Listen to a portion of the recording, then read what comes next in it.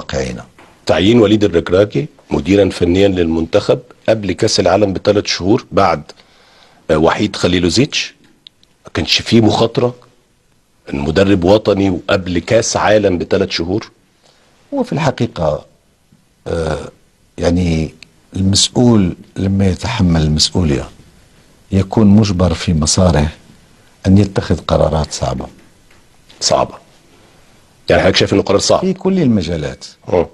اتخاذ القرارات الصعبة هو الذي يجسد تحمل المسؤولية، لأنه بدون اتخاذ القرارات فالمسؤولية يعني لا يعود لها تكليف معين. بالتالي يعني أنا أتابع تطور المنتخبات وأجواء المنتخبات الوطنية، وهذا بفضل هذا المركز والصرح اللي تحدثنا عنه.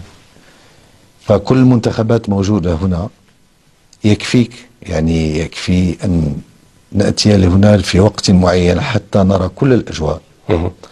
متابعتي للأجواء فريق الوطني رغم تأهله إلى كأس العالم، فأعتقد بأن الأجواء لم تكن سليمة في يعني قبل كأس العالم ب3 أشهر، فكان لابد من اتخاذ قرار جريء، والخيار وقع على وليد لأننا اقتنعنا بأن وليد هو الذي تتوفر فيه كفاءة ما كان ينقص الفريق الوطني.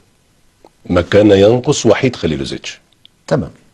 قربه للعيبة وخلقه لأجواء إيجابية وإخراجه لأكثر الأمور الإيجابية من اللاعبين، يعني وتمكنه من تدبير كل الأمور السلبية.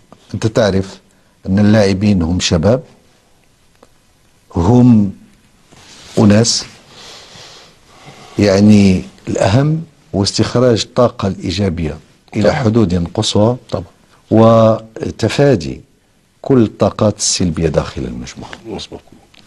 إقالة وحيد خليلوزيتش كانت بسبب حكيم زياش.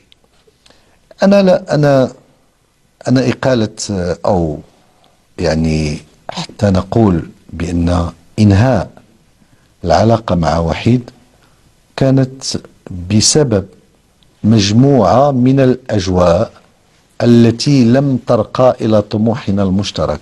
تمام. أنا أقول لك بأنه كان فيه نقاش مستمر مع وحيد، وأحترم قرارات وحيد وأحترم منطق وفلسفة وحيد، ولكن مصلحة المغرب والمغاربة فوق كل اعتبار.